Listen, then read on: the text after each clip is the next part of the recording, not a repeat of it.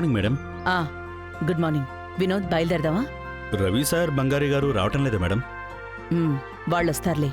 నాకు ముఖ్యమైన మీటింగ్ ఒకటి ఉంది, మనం బయలుదేరదాం. అలాగే మేడం. మీనా. అత్తయ్య. మీనా. వస్తున్నా అత్తయ్య. అత్తయ్య, జయరామ్ ఎక్కడా? రూమ్లో ఉన్నారు. సరే, నేను ఆఫీస్కి వెళ్తున్నాను. నువ్వు జయరామ్తోనే ఉండు. ఎక్కడికైనా బయటికి వెళ్ళేసి రండి. జయరామ్కి ఇదంతా చాలా కొత్తగా ఉంది. మనమే దగ్గరుండి చూపించాలి.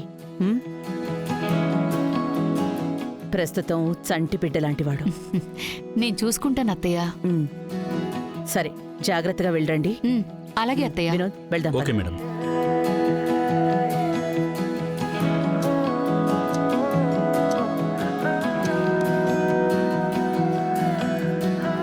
రవి, బంగారి. మావయ్య, ఏంటమ్మా ఇద్దరు ఆఫీస్కి బయలుదేరారా? అవును నాన్న. నేను వస్తాను. మీరెందుకు నాన్న? మీరింట్లో రెస్ట్ తీసుకోండి. లేదు బాబు, మీకిది రొటీన్ వర్క్, నాకిది కొత్త కదా. ఎన్ని రోజులని ఇంట్లోనే ఉంటాను చెప్పండి. మావయ్య, అత్త ఇంట్లో ఒక్కరే ఉంటారు. అత్తతో కలిసి మీరు ఎక్కడికైనా బయటికి వెళ్ళొచ్చు కదా. ఈవినింగ్ వెళతాలేమ్మా. సరే, మీరు తొందరగా పదండి. ఆఫీస్ ఎంత మారిపోయిందో చూడాలని ఆశగా ఉంది. పదండి.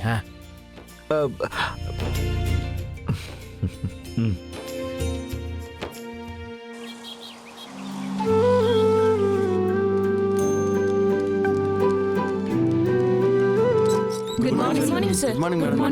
Good morning madam. నాన్న, ఇతనే వినోద్, జానుకి పిఏ. నమస్తే సార్. మా నాన్న. నమస్కారం. వినోద్ సార్, నాన్నకి ఆఫీస్ అంతా తిరిగి చూపించు. Okay sir. నాన్న, సరే రవి, మీరు వెళ్ళండి. ఓకే, రా బంగారి.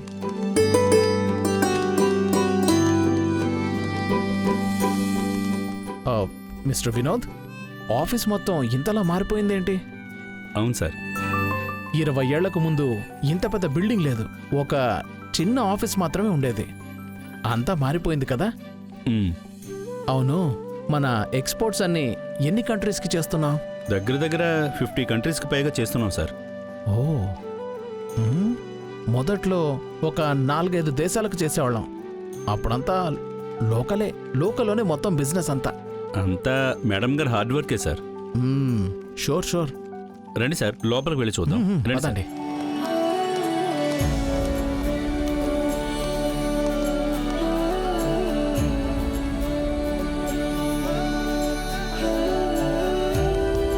Sir, good morning sir. Good morning. చెప్పండి. నాకు రేపు ఒక రోజు లీవ్ కావాలి సార్. సార్, ఈ కంపెనీలో మీరు ఏ పొజిషన్లో ఉన్నారు?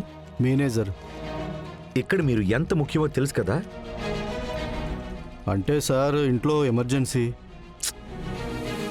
సార్, మీరు లీవ్ పెడితే పని ఎలా జరుగుతుంది? అది కాకుండా రేపు బోల్డ్ అని ఆర్డర్స్ డెలివరీ చేయడానికి రెడీగా ఉన్నాయి. ముఖ్యమైన మీటింగ్ కూడా ఉంది. ఈ వీక్లోనే రేపే చాలా బిజియెస్ట్ డే. ఆ విషయం మీకు కూడా తెలుసు కదా. కావాలంటే ఎల్లుండి ఎప్పుడైనా లీవ్ తీసుకోండి. ఏంటి సార్, లీవ్ ఇవ్వనంటున్నారా? అవునండి.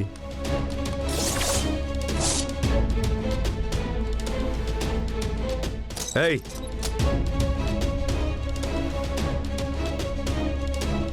నీకిక్కడేం పని? నేను ఈ కంపెనీ ఎంప్లాయీనే కదా. ఒక ఎంప్లాయీ ఎమర్జెన్సీ అని లీవ్ అడిగినప్పుడు లీవ్ ఇవ్వడం కుదరదని చెప్పడం చట్టరీత్యా తప్పు. అది తెలుసా మీకు? ఈ చట్టం గురించి నా దగ్గర మాట్లాడుతూ నేను ఈ కంపెనీకి ఏంటి ఓనర్వే, అంతే కదా. ఓనర్ అయితే ఏమైనా చేస్తారా?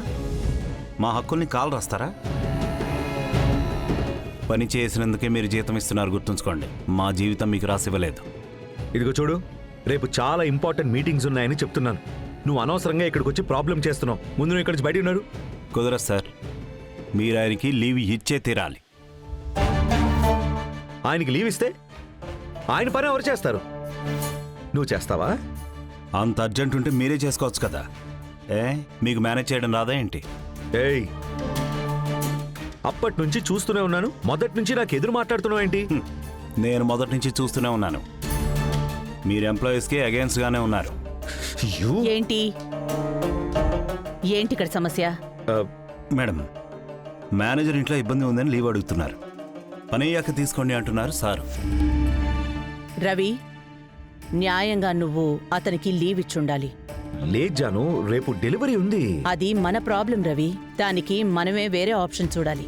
దానికి నువ్వు ఇలా గొడవ చేసి లీవ్ ఇవ్వను అని సమస్య క్రియేట్ చేయటం అనేది చాలా తప్పు. ప్రభు, మీరు బయలుదేరండి. మీరు రేపు లీవ్ తీసుకోండి. సరే మేడం, థ్యాంక్స్.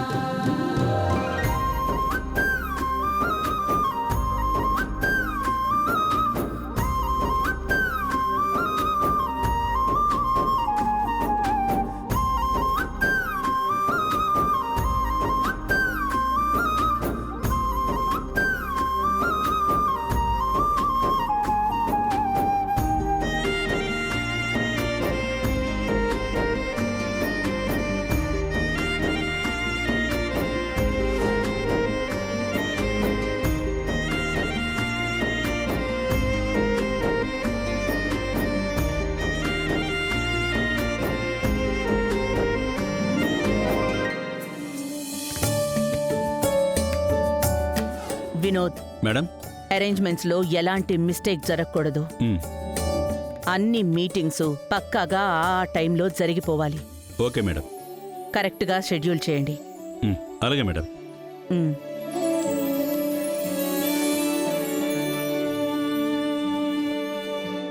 ఏంటి జయరాం, ఎందుకు అలా చూస్తున్నావు? నువ్వు ఇంత స్థాయికి రావడానికి ఎంత కష్టపడుంటావమ్మా. జీవితంలో అసలు రెస్టే తీసుకోలేదు కదమ్మా. జయరాం, జీవితంలో గెలవాలి అంటే రెస్ట్ తీసుకోవడం గురించి ఆలోచించనే కూడదు. ఎప్పుడూ మనం పరిగెడుతూనే ఉండాలి. నాకు తాత, నాన్న కూర్చుని అనుభవించేంత ఆస్తి గాని పేరు గాని సంపాదించి ఇవ్వలేదు. తనంతట తాను పైకి ఎదగాలి అనుకునేవాళ్ళు ఎవ్వరైనా అంతే.